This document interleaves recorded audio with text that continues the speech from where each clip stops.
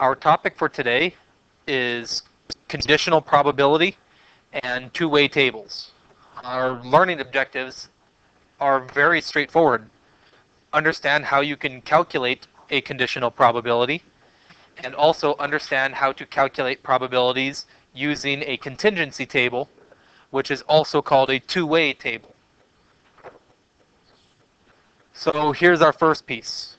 Conditional probability is the probability or the chance that a certain event will happen, given that you know something else has happened before it.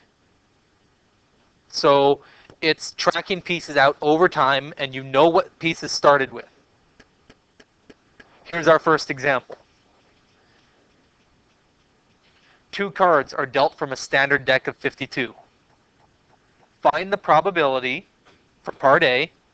What is the probability that your second card is red, given that we already know the first card was a spade? That's what this vertical line means. The vertical line means given that. Alright, so we're dealing cards. We are told the first card is a spade. We're not saying what's the probability of getting a spade. We know card number 1 is a spade. Now we're looking at the probability for card number 2. Well, if we already know the first card was a spade, how many cards are left for the second card? Well, there were 52. We've used up the first one. That would tell us there are 51 cards remaining. If we know that the first card was a spade, that one is black.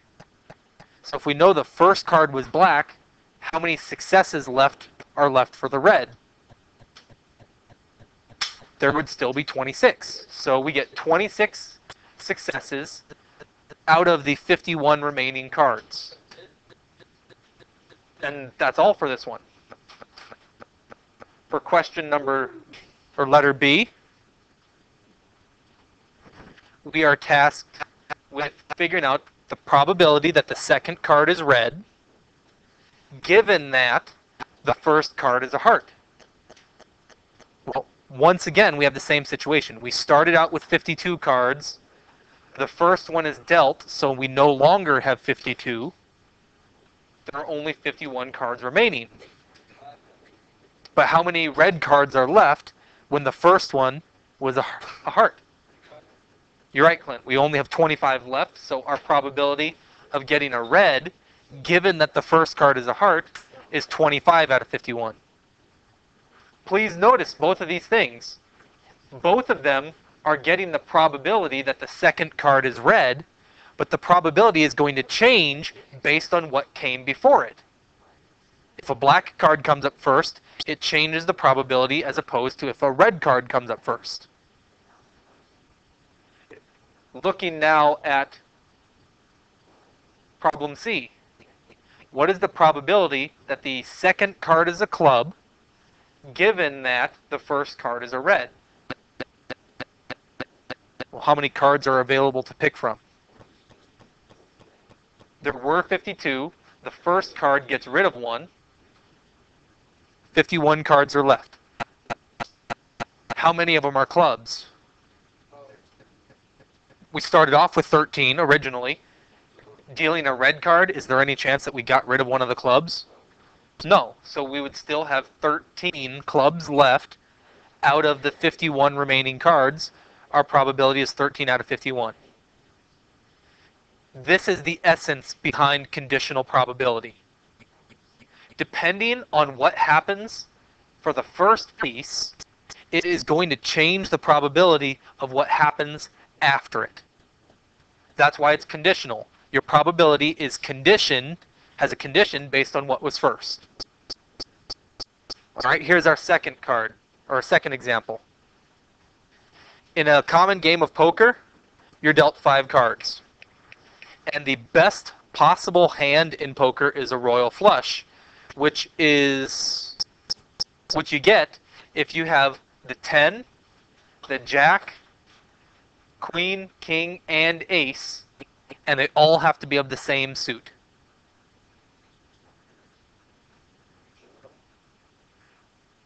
Well, the big thing that we have to consider is we know we are being dealt 5 cards. And so this is a little bit like the fundamental counting principle in that we can multiply the individual probabilities for the first card, the second card, third card, fourth card, fifth card. The only thing that we have to keep in mind is what is the probability of getting a success? Well, when you are dealt your first card, how many cards are available for you to get?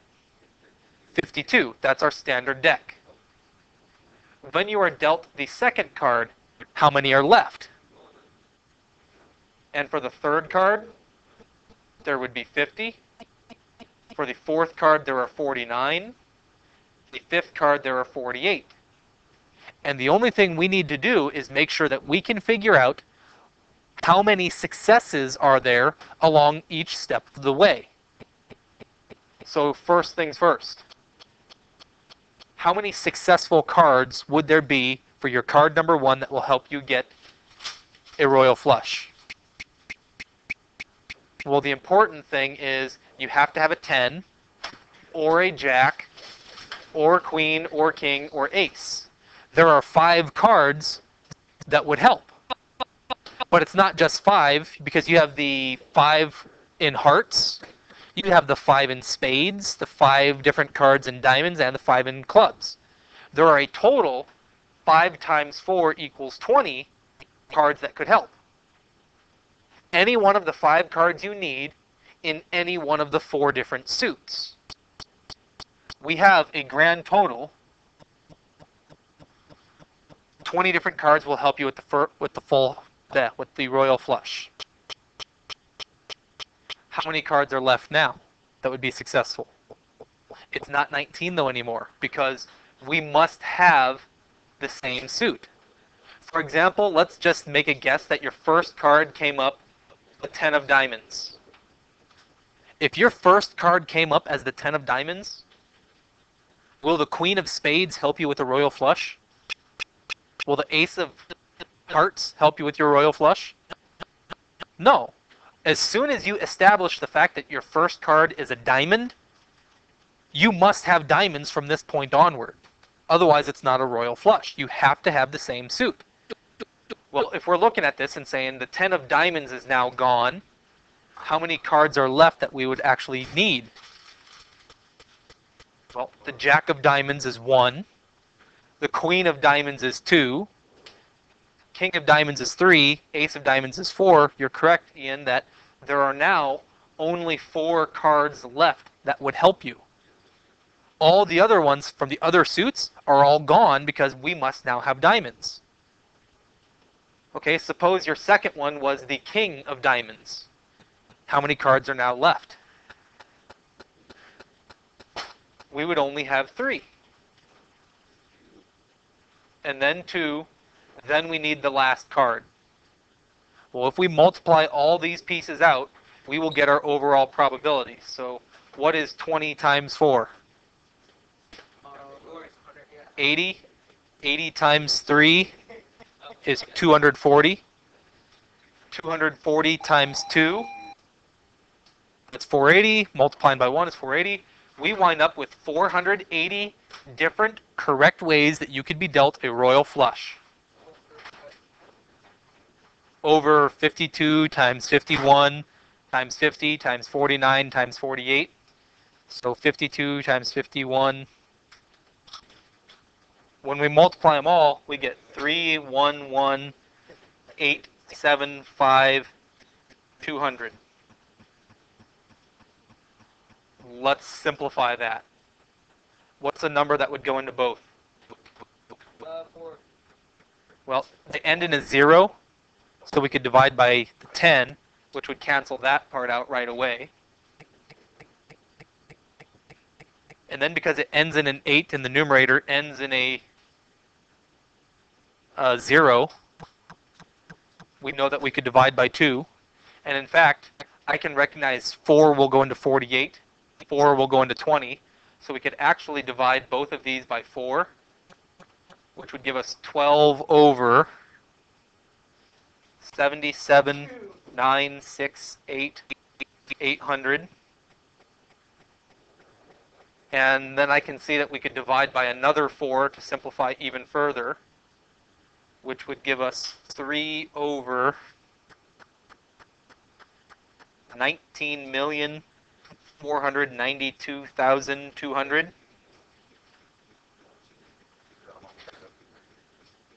And dividing by 3 to simplify the end, that would give us 1 out of 6,497,400. And so there we go. A little bit below 6.5 million.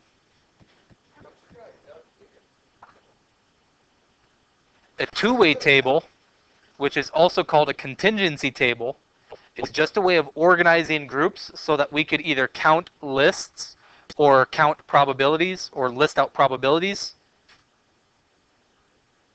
Though an important characteristic behind this is recognizing you typically use a two-way table when your data is sorted into two different types of groups.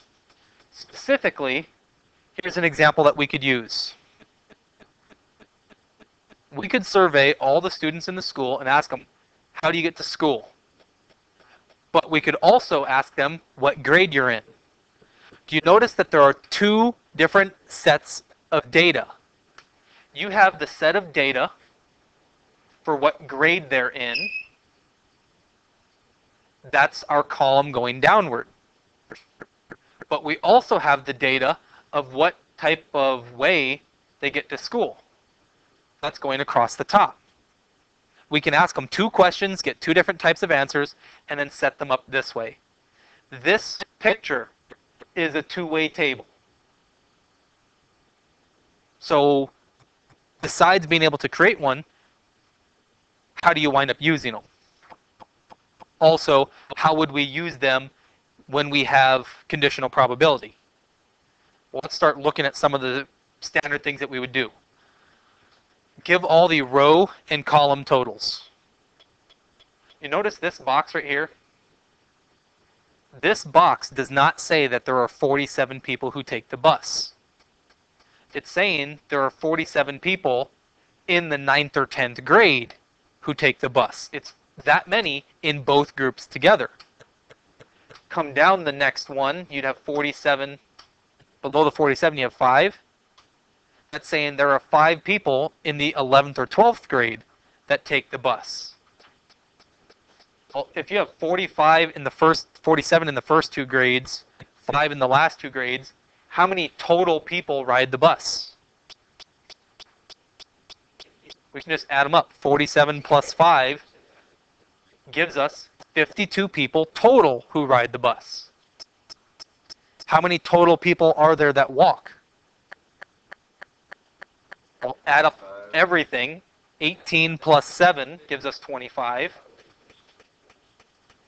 The total number of people who come to school in a car, add them up, we'd get 63.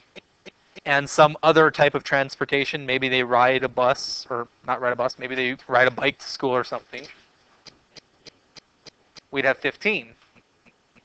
That is getting all of the column totals. And so we've got the columns. But we also need the rows. And it doesn't matter if you're using a calculator to help crunch the numbers for this. We need to add up the entire row all the way for the 9th or 10th grade, going all the way across. So 47 plus 18. What's 47 plus 18? Well, we'd have 47 plus 18 plus 24 plus 11. And when you add them all up, we would have 15 plus 4 is 19, plus 1 is 20, 2 plus 4 is 6, 7, 8, 9, 10. So there are a total of 100 9th or 10th graders. Doing the exact same thing for the 11th or 12th grade, how many totals do we wind up with? 5, 7, 39, and 4.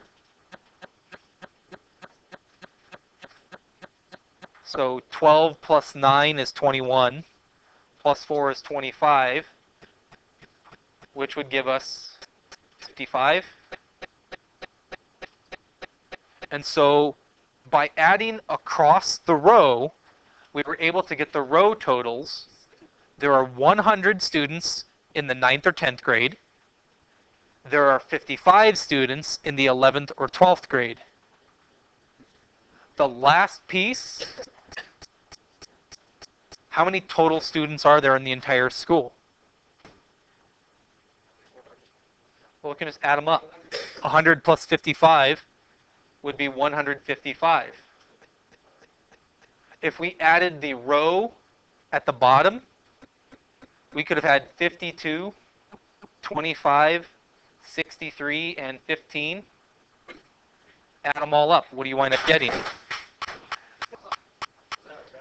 2 plus 5 would give us 7. 7 plus 3 is 10. 10 plus 5 is 15, so we'll carry over. 1 plus 5 is 6. Plus 2 is 8. Plus 6 is 14. Plus 1 is 15. And you should notice that when we add all of the column totals across the bottom, we get the same thing. So, adding those pieces up, we were able to get the row totals and the column totals. Part A is done. Part B asks, what is the probability that a student walked to school? Well, how many total people walked? Walking's right here. So we'd have a total of 25 students who walked out of the total 155. And so we do have our answer. So there we go. We have our answer, 25 out of 155. We could divide by 5 to simplify this piece, which would give us 5 out of 31. And that does not simplify further. So using the column totals and the row totals to complete the table, we can get probabilities very, very quickly based on these. Part C. What is the probability that a student is in either the 9th or 10th grade? Well, how many total students are in 9th or 10th? We had that 100 coming all the way across. So we have 100 students out of 155. And we've got our probability. We could still divide by 5 to simplify that, though, which would give us 20 out of 31. And we'd be finished. Okay, so here's the last one then. Our last question is asking, what is the probability that a student either rode the bus or is in the 11th or 12th grade? Okay, so how many total people rode the bus? Okay, we had 52 people ride the bus. How many people are in the 11th or 12th grade? That would give us 55. Unfortunately, though, it's not correct to say that there's 107. What's wrong with saying 107? It actually includes a duplicate. This number of 52 already included 5 juniors or seniors. This 55 already included these 5 people who rode the bus. We actually counted that group 2 times. Clint, you're absolutely correct. Because we included this 5 people in both the 52 and the 55, we got to get rid of them because they were counted twice. That would actually give us 5 less. So 107 minus 5 is 102. And that's our correct probability. If you wanted to, another way that we could get the 102, 47 people rode the bus, 5, 7, 39, 4. If you just grabbed your calculator, punched in some numbers, and added all of those up, each of the individual boxes where we have buses or 11th or 12th graders, you're going to get the 102. Both methods are valid. All right, so how does a two-way table tie into conditional probability? What is the probability that a student is in the 11th or 12th grade given that they rode the bus to school? When it says given, we are not talking about everybody. We're not talking about the grand total of 155 students anymore. We are considering only the group that rides the bus to school. How many total people ride the bus to school? As soon as it says, given that we rode the bus, these are the only numbers that we care about anymore. So in this group, what is the probability that they're an 11th or 12th grader? A lot of people were telling me 5 out of the group of 52 people who ride the bus. The given that statement is telling us we must use the group only people who ride the bus. Please note, part B, we've just flipped it around. What is the probability that they ride the bus given that they're in the 11th or 12th grade? Well, because it says given that we're 11th or 12th grade, that's telling us this is the group we must use. So how many total are in that group? How many people rode the bus? In that instance, you see how the denominators will change? If you switch around the order of the given that, it changes the group you're looking at. And if the group sizes are not all the same size, it's going to change our probability just like this one did. Okay, so last problem here. What is the probability that they walk given that they're in the 9th or 10th grade? Which group are we looking at? Because it says given that it's the 9th or 10th grade, it tells us to look at this group. So how many people walk out of this group of 100? There are 18 people who walk in that group. So our probability is 18 out of 100. And we know we could divide by 2 to simplify that piece so that it would be 9 out of 50. Anytime you have a conditional statement where it says given that with a table, it changes the group you're looking at from absolutely everybody into only the specific subsection, only a particular column, only a particular row. And that row or column becomes our total, our new total for everybody. Okay, so huge word problem here. The manager of Cold Stone Creamery is curious as to which customers are buying a pre-designed order. You know, the pre-designed order would be like the Oreo cookie explosion or the cheesequake or what, you know, the ones how they have their particular names on it.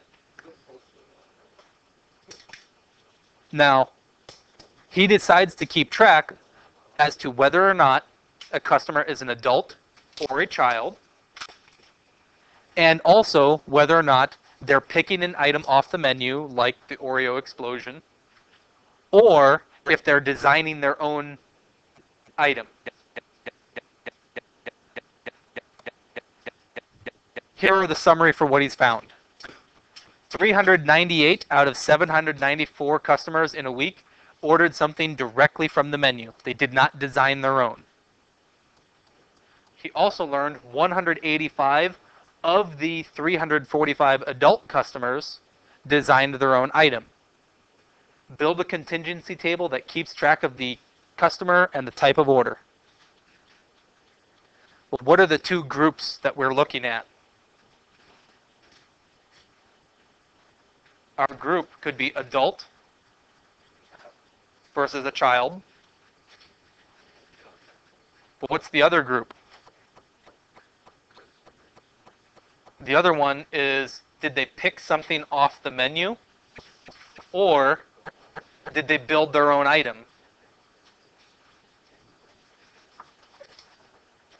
So our contingency table, our two-way table, is going to look like this.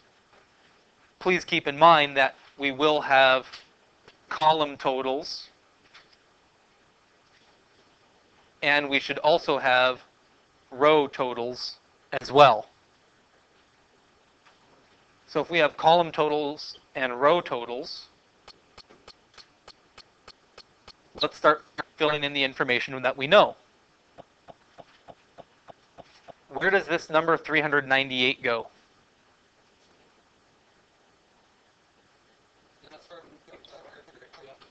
Okay, so this is not adults who ordered off the menu or kids who ordered. That is the total who ordered off the menu. What about this next number? Where does 754 go? That's the grand total of everybody who came in the entire week. That's going to wind up being this one.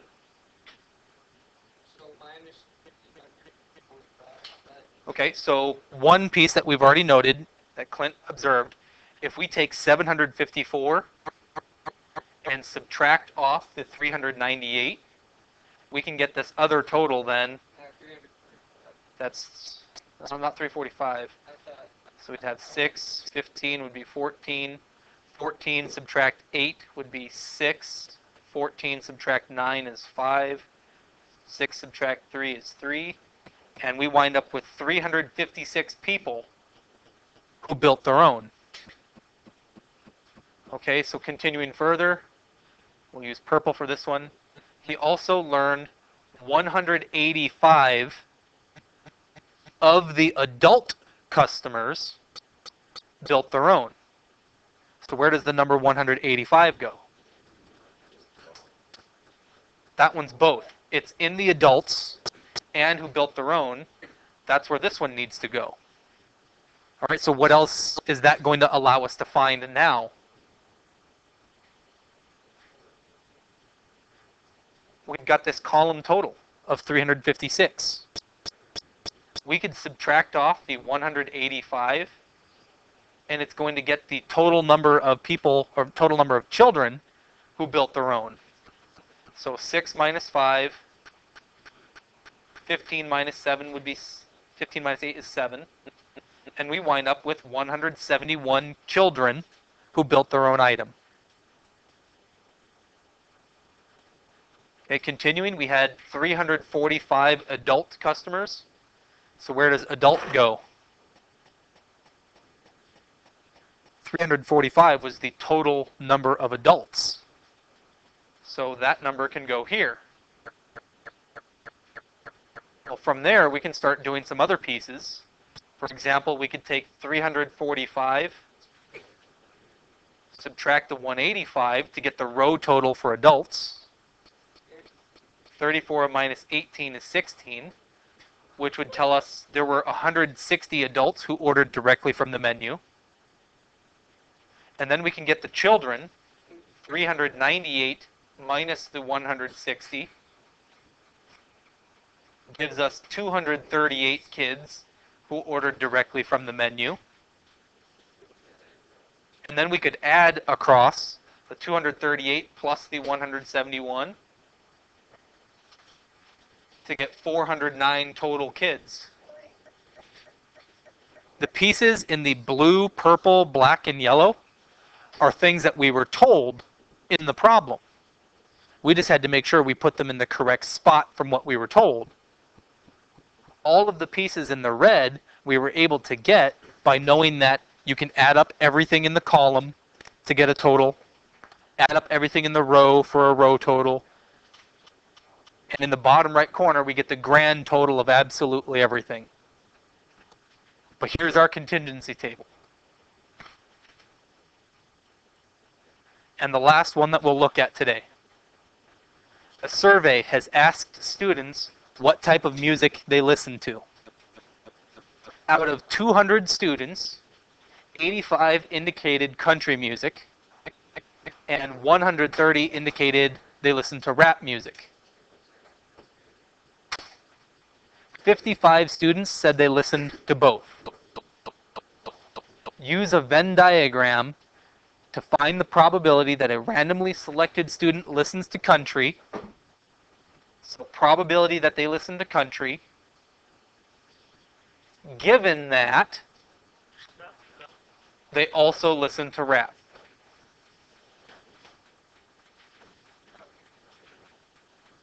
Nope, we're not going to create a table in this one because we were told create a Venn diagram.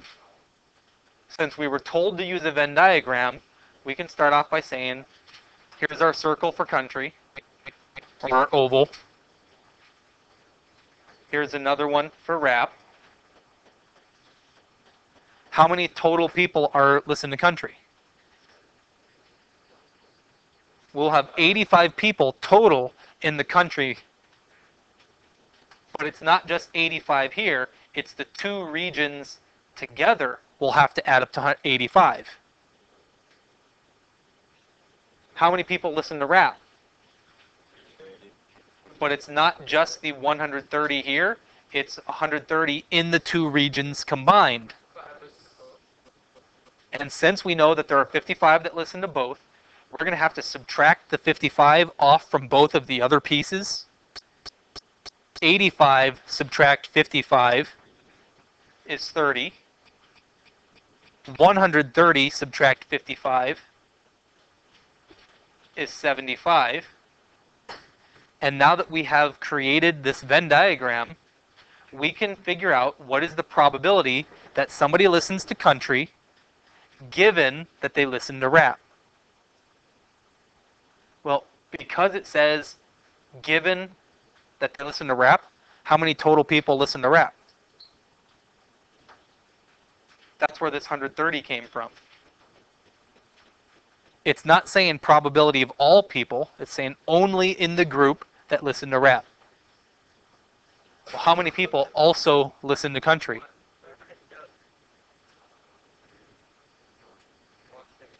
That's the group that listens to both. So, given the rap group for our denominator, there are 55 people who also listen to country, and we have our answer, 55 over 130. This is a piece that we could divide by 5 to simplify it, which would give us 11 over 26. And we're done. We only had 2 learning objectives for this entire assignment. Number 1, you should be able to create a contingency table, whether it's using it to figure out totals, using a contingency table to figure out regular probability, or conditional probability. You should be able to create and use contingency tables. They're also called two-way tables. But you should also be able to keep track of pieces like this, where you're saying, given what we know happened first, what is the probability of stuff that happened afterward? The stuff that happened first will have an effect and change the probabilities. If you could calculate conditional probabilities, and you could use a two-way table to calculate probabilities, then you've completely met the objectives that we had for today.